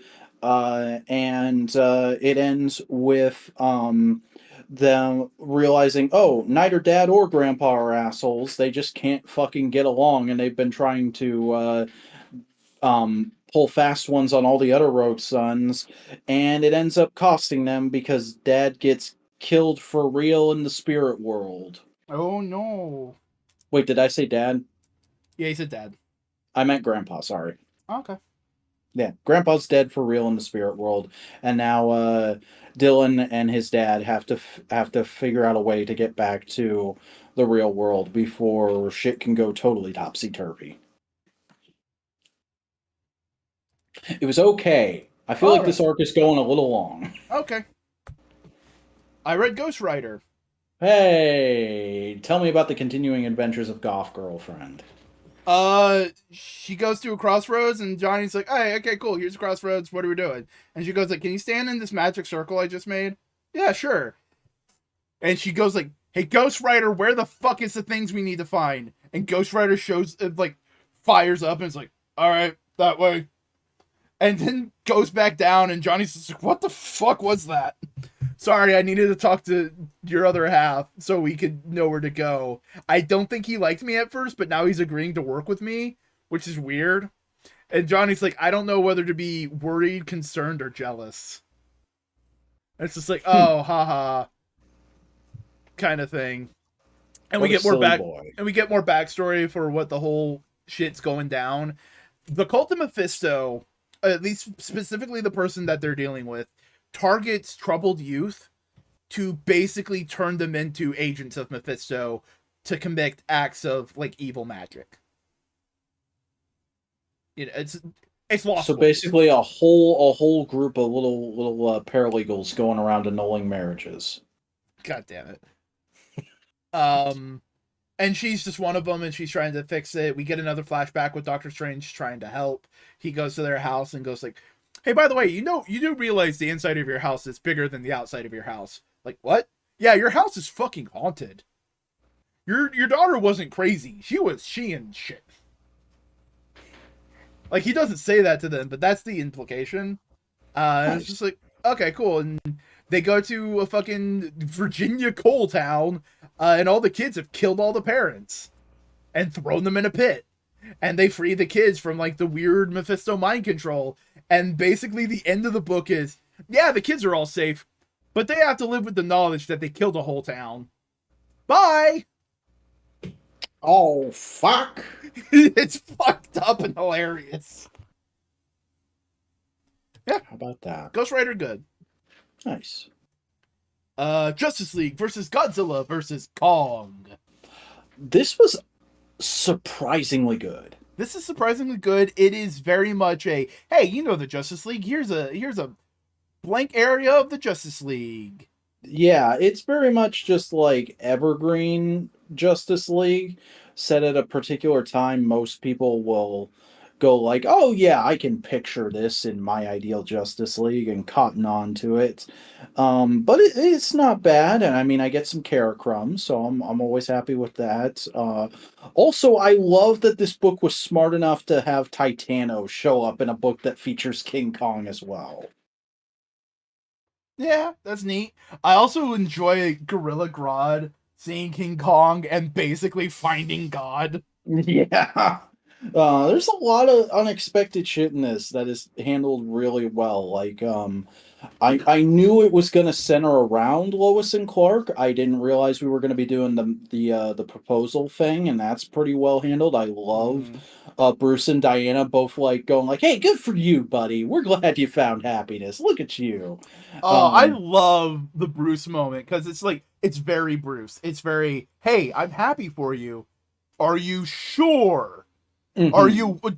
There's so many things that can go wrong, and I have thought of thousands. It's also like a private moment. Like Diana's just like bantering with him as they're flying back from a mission. Bruce is like, "I'm going to corner him in his apartment, and we are going to work this out." I am his paranoid friend, and I am trying to do the best for him. And I also love the moment where like he shows the ring to Bruce, and Bruce is like, "Oh, did you make it?" And he's like, "No, I wanted to put the work and the effort into getting it for her." And it's just like that's Superman. Superman would be Yeah. like that. Also solid characterization for Barry and Hal, Hal, even though they're not main characters. yeah, They're there enough that you're like, okay, this writer knows how to write them. Hal. I wouldn't say Hal is flanderized, but they turn up some of the Halisms to Yeah, that because it's tends to happen whenever Hal's on a team book. yeah, but it's fine. They do it with Barry as well. Hmm. You know, And the fucking Legion of Doom being in this book at all, I did not expect that, but they're really fun as well. have a as a love triangle goes wrong, and that's just me. They're not doing a Trinity love triangle thing in this. It's just more of them like congratulating Superman. Yeah. Um, but no, it's really good. I hope we get some more Zilla action in the next one because he just fucking shows up here, and you get the feeling he's going to be less of a character and more a problem that the Justice League has to deal with. But that's not a horrible take. No, but I also just love how menacing they drew him. It's Yeah, just he. like I'm Godzilla. I am here to they fuck put shit that up. legendary design to work in Oh this. yeah, for both Godzilla and King Kong, Yeah. and some of the other legendary kaiju. Yeah, there's a cameo from one of the skull face rat boys from the Kong movie. Yeah, it's fun.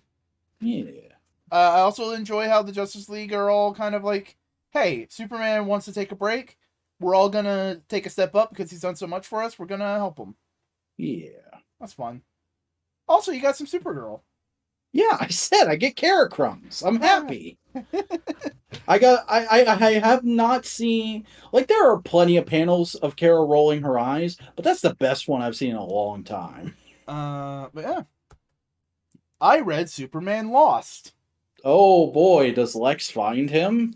That looks like No, that's what the cover's implying. no, Lex does something other, and it's equally fucked up. Hmm. I'm a little late to the story, but Plastic Man gonna get involved because he's helped with kaiju level threats before. No, it feels very much like they're kind of going It feels like they just want to do the classic seven. late. Yeah, it's so far the only ones we've seen are Wonder Woman, Superman, Flash, Green Lantern, Batman, and Supergirl helps out. Yeah, but it's also played like she is filling in for Yeah. Clark because he's about to go on vacation. But Superman Lost. Okay, real quick. Okay. Superman finally goes to a therapist. All right, cool. That's fun. That's neat. Yay. Um, we get an explanation for the old man Superman. It is a time displaced version of Superman that got lost within the singularity that they're in and is there to try and be like a gatekeeper for other Supermen in that time loop. Interesting. And he tells them like a fake story to give him like to like test him. And Superman goes like, "That's a test. That wouldn't happen." And he's like, "Yeah, you're right. Here's the black hole. Like, good luck, kid." Right? All right. He goes through, and Adam Strange finds him. Okay. So Strange finds him. He's gonna go to Ran. He's gonna get home. All right, cool. Meanwhile, Lex Luthor is going like, "Hey, Superman's not in his right head game, and fuck that shit. I want to fight Superman."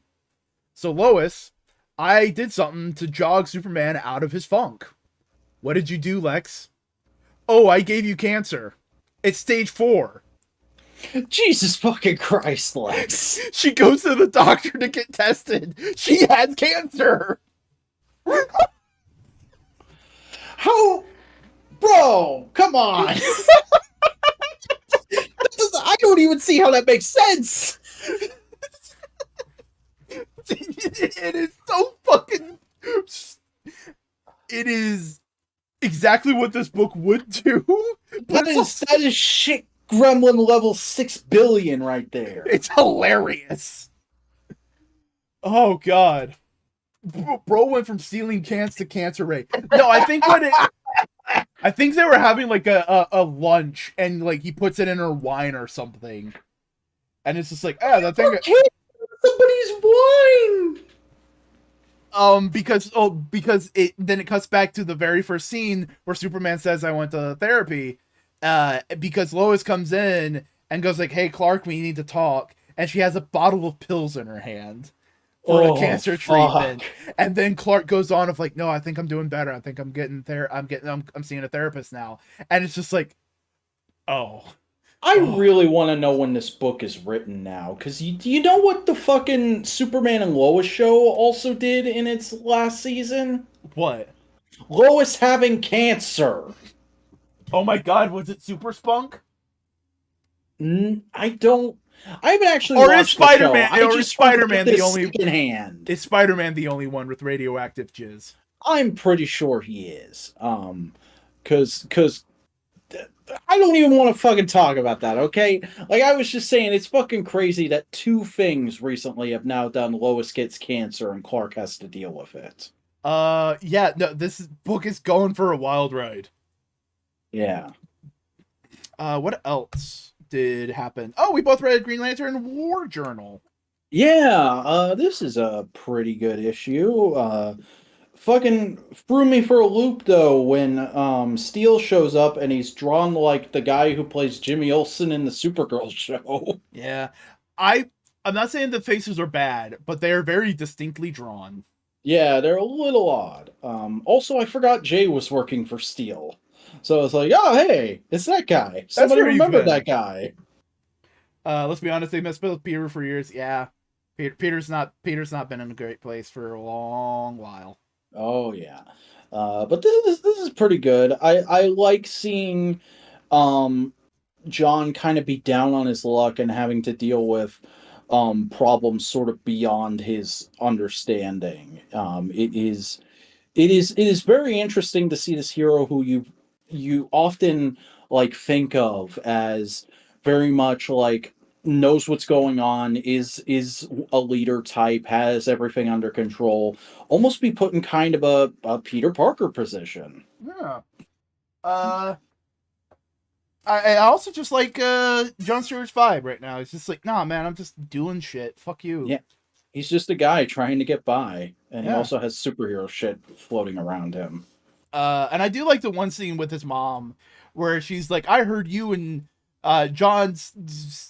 Henry talk about fucking not being able to measure up to Superman and Batman, and like, stop that nonsense. You're able to walk away from that hero shit, and you're a good man. And it's just like, oh, yeah, that's sweet. That's some good grandma shit right there. That's his mom. Oh, it's his mom. Yeah, that's right. Yeah. Yeah. And we both read Iron Man number 11. There's so much shit that I keep going like, oh yeah, that's right. That came out this week. This is the heist. Yeah, this is pure goofy cheesecake Iron Man shit. Oh my god, it's super James Bond vibes because you just have Emma Frost being sexy posing. Yeah, like every panel of this is just like, I feel like they must have told the artist just like, pick your favorite swimsuit. Yeah. Find his place among the lanterns after his whole how rebuilding the corpse. Yeah. But It's interesting to see John trying to find his place in the world. Yeah. But But yeah, this is just goofy fun of Emma goes like, "Hey, I need you to get a thing. It's gonna help us with our plan." no, it's And, Tony going like, I need that Mysterium. Well, there's some at this place, but it's gonna be hard to get. oh yeah, that's right. Yeah, because he's like, "All right, I'm gonna make more armor. I'm gonna make more of the Mysterium armor. I'm gonna make a super weapon, but I gotta go for all this bullshit to get there." Yeah. And then he ends up being a nice guy in the end. Oh, that was so sweet because he goes like, "Hey, I found this one book. Do you want me to save it for you?" And she's like, "No, it compromised my identity. I'm cold and aloof." And he's like, "I'm gonna leave this with Doctor Strange." Hmm. Over under, do you think they might be building to actually having Tony and Emma believably be in love? Because I they're just like slowly doing little nice things for each other. Because I might as well. We're stuck together. I I could see it happening, but I definitely feel like it's going to be more of a I wouldn't say well that was fun kind of thing, but just more of like a we are not in the mental headspace to actually be married, but we will always Hmm. wonder what if. Yeah, probably. I do really love the sequence at the end though with him testing out the cane. Oh, that's fucking great. Hey, magic Bit where person. he just whacks Spider-Man. That feels weird, kind of like when they tried Nat and Tony. Yes, it is a little weird, but with the story they've been telling, it works. It works with Yeah. Emma and Tony. Uh, Also, speaking of cheesecake, this artist went really hard on Carol's muscles, and I yeah. appreciate it. But he goes to Carol with the Mysterium and goes like, "Hey, can you bend this?" No, I can't bend this shit. Sweet. Hey, could you magic this? No, I can't magic this. Sweet. Hey, Spider-Man with your weird extrasensory precog thing. Look that way. Yeah, okay. Whack. Jesus! My spider sense didn't go off. What the fuck is that? Mm-hmm. Are you gonna go flack the Sentinels with a cane? And he's like, I just might. Yeah. But it's fun. It's cool. Yeah. He It's a fights a very fun gorilla. issue. Yeah. There's a lot of gorillas this week. Well, it's the week for gorillas. What do you know? Watch a King Kong It's a movie. week to feel good. Up on Yeah. Melancholy Hill. Oh, now you've lost me. Don't worry, we'll catch you up with the super fast jellyfish. Okay.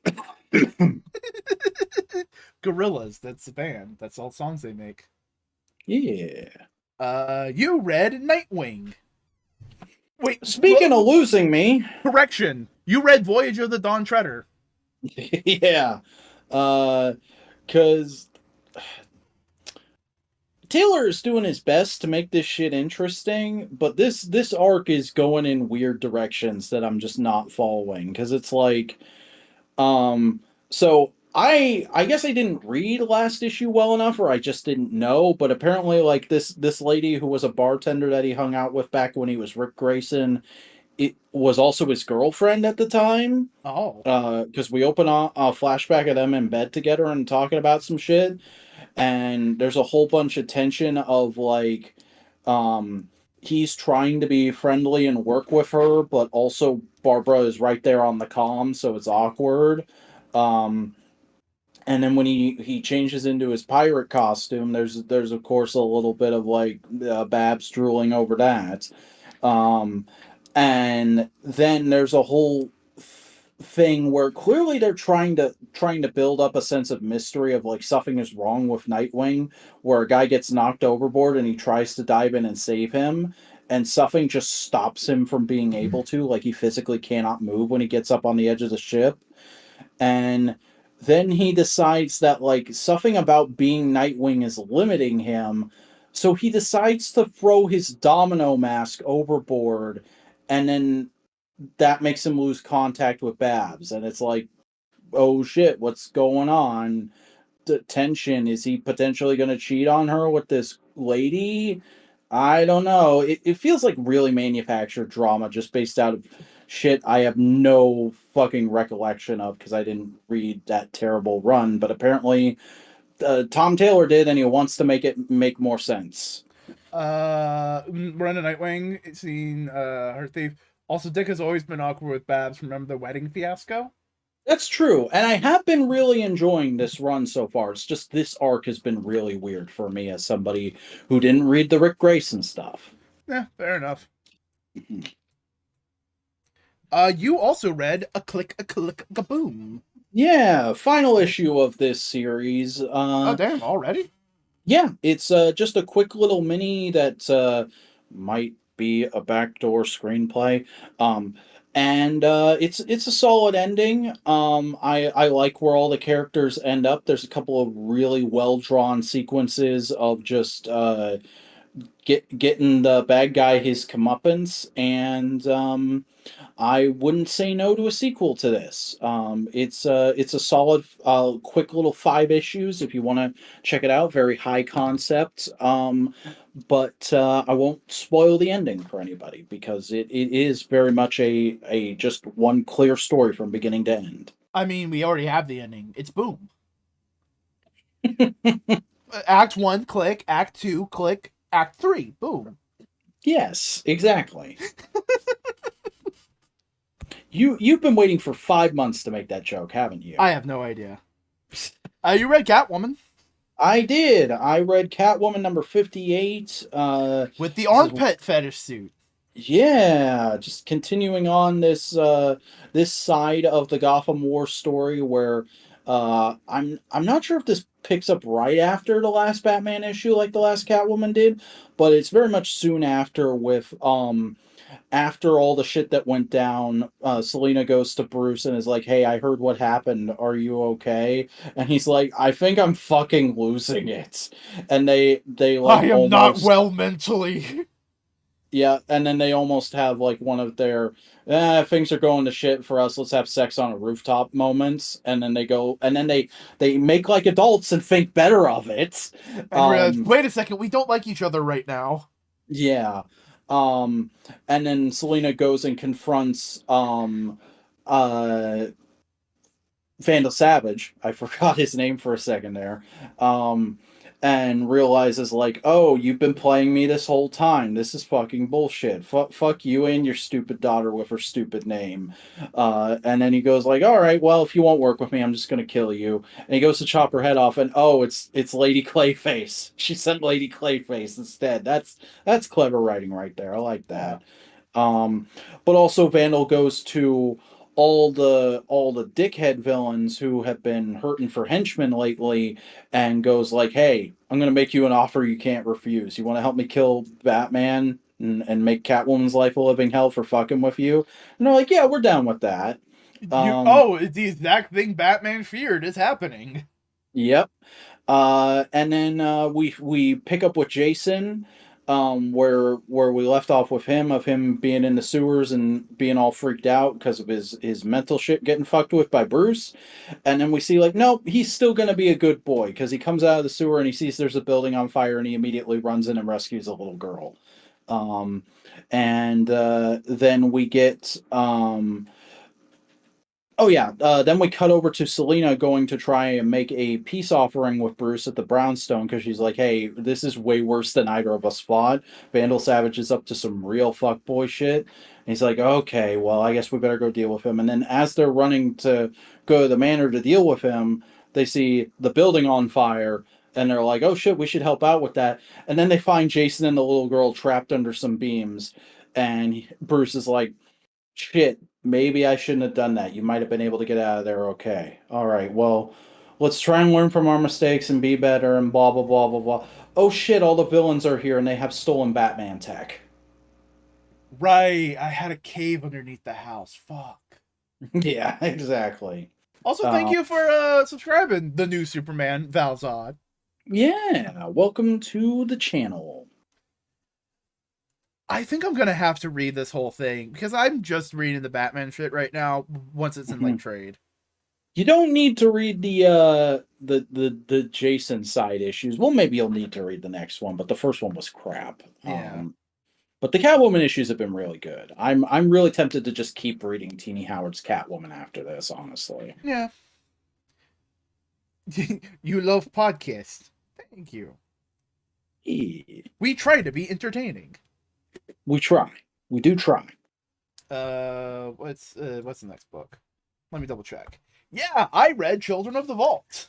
Hey, what are the Future Boys up to this week? It's hilarious. It's the best thing ever.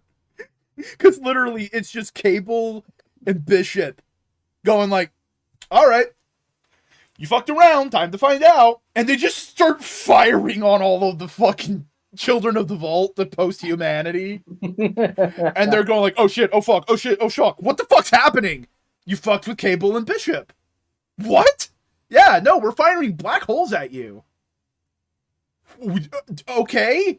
Yeah, now they're on the city and they're killing all of you. It's hilarious. And then Orcus shows up and starts attacking them, and they're going like, wait, what the fuck? Why is Orcus attacking us? And Cable goes like, and basically we learned that Cable basically fed information to Orcus that the Children of the Vault were fucking around with humanity's brains. And Orcus was like, no, fuck that shit. Fuck that shit. And so it's just everyone is dunking on these fucking assholes. And one of them's just basically going like, oh shit, oh shit, oh shit, oh shit. What the fuck's happening? Oh god, oh god. What is that? Why is humanity acting this way? And she's going into like the master mother AI computer room. And Cable goes like, hey, I mean, no one's holding a gun to their head, as he has a giant 90s gun pointed directly at the computer. Just like, big dick swinging, you fucked around. Excellent. It is hilarious. Also, fun fact, Cable invented a fucking death cult that is purely focused around the religion of hunting down and killing Bishop to get into heaven. Because he hates Bishop. And Bishop goes like, there's a good 500 years I am just not able to walk around in. And Cable goes like, yeah, that's funny. It's hilarious. This is just pure comic book bullshit. This is just like a goofy buddy cop comedy. This has big Rush Hour vibes. Cable trying to fix the world is a lot like a 50-year-old trying to fix an old copper pipe. You're gonna hear some cursing, and it'll be fixed in a sudden bang. Yeah, it is just them swearing up a storm and shooting everything. It's hilarious. Nice. And I remember I follow the writer for this book on Blue Sky. And he was talking about the last issue, not this one. And I said, like, I love this book because the Children of Revolt are acting like, oh, we are the big bad. We are doing the great things for humanity. We are the next step. We are big, grand, and important. And Cable and Bishop are here just going like, it's another Tuesday. Let's fucking kill people. And he's like, yeah, that's just kind of the vibe I was on. And it's good. It's nice. Good. We both read Titans. Yeah. Solid issue, I thought. I like that we're remembering. Oh yeah, that's right. Garf is a friggin' environmentalist. We should probably do something with that. Hey, can we do environmental things? Yeah, dude. Go ahead. Go fix it. Yeah, we'll help you out with that. It does feel really weird though that it's been 4 issues now, and we're like barely doing anything with the Wally might be dying soon plot. Like it gets 2 pages in this issue. No, it gets most of the issue. Really? Because Wally's complaining the entire time, hey, I could go help there. It's like, no, you're gonna die in 24 hours. Okay, I got that vibe way heavier from last issue. This issue, it's kind of just like, Linda's here to babysit you. Be good. But also Linda gets infected with like a fucking sorrow thing. Yeah. So she's probably the one that kills Wally. Can hear Academy arc that X revealed kind of pissed me off. That's fair. They're not doing any of that in this run. Oh yeah, this is way far removed from that. And I didn't read the Academy stuff anyway. So. You gotta imagine this is like less of Titans and more of like, what if these characters were the Justice League? But we didn't call it Justice League. Yeah, because the Justice League is AFK right now. Yeah. Because it's more about like just talking about big issues. Also, Amanda Waller shows up for a page and goes like, I don't like what they're doing. Yeah, don't forget, her and Peacemaker and Lady Peacemaker are up to some shit. because that's going to be a thing in the next event. I do really enjoy how they just were like, oh, people like Peacemaker? Let's put him everywhere. Yeah. And I mean, it works with this new characterization where he's not like a good guy. He's like very morally compromised. Mm-hmm. Probably one of the few times this thing is working in other media. Let's bend over backwards to make it happen in the comics too. Has actually felt good. Yeah. Overall, it's a good issue. Yeah. And I read the last book of the night, The Crypt of Shadows. Did this make you very happy? Oh, this was very fun. Yeah, this is the most Boingo core thing Marvel's put out in a minute. Amanda Waller is like grandma that just does shit, doesn't say anything, and just does her way. Yeah. Yeah. But like I like Amanda. I like the difference between like Marvel and DC's like big secret person, because Nick Fury is like, I'm a big secret person, but like you can trust me. I'm trying to do this for the best of everybody. Nick Fury likes the heroes. He is friends with some of them, and he wants to be on their good side. Amanda Waller does not give a shit if she's on anyone's good side. She just wants to get results. Yeah. But this is Crypt of Shadows. This seems to be a semi-yearly horror anthology Marvel's putting out, because they did one in 2022, they did one in 2019. It's based off of an old horror anthology they used to do. Nice. And here's the thing. You kind of need to know some information from this because you're reading Doctor Strange. Oh, okay. Because the framing device is Doctor Strange's evil little brother, Victor Strange, telling stories to us. Doctor Strange has an evil little brother? Yeah, he's a vampire. You think the movies are going to do anything with that? I have no idea. But it's a couple different stories of like, oh, Wanda has to fight like a evil haunted house thing that does some stuff. It's like, oh, that's cool. That's fun. Daredevil gets into a scrap under in the sewers, and he runs into Man-Thing, and he goes like, oh shit, it's Man-Thing. But wait a second, I feel no fear, so if I touch Man-Thing, I'm not gonna burn. So let me, like, hey, Man-Thing, help me out. And Man-Thing helps him out. And it's just like, oh, yeah, don't fear what the unknown, that kind of thing. It's really good. He quotes a Bible passage. Nice. Deadpool teams up with the Living Mummy. They're reestablishing the Living Mummy as doing stuff. I've never heard of the Living Mummy. He's a mummy. He's alive. Cool. Yeah, that's it. He's a mummy. Ooh. Does what it says on the tin. Nice. Yeah. He's immortal. And like the big motivation they're giving him now is he's kind of like, hey, don't fuck with dead people and bring them back to life, because like they deserve to rest. They deserve the rest that I can't have. So fuck necromancers. That's his whole vibe right now. All right. And we also have a Hulk and Werewolf by Night. They just team up and fight some stuff. But the issue ends with Vic Strange going like, you know, Doctor Strange did a lot of fucking magic shit to me to make me immortal. What if I'm part ghost?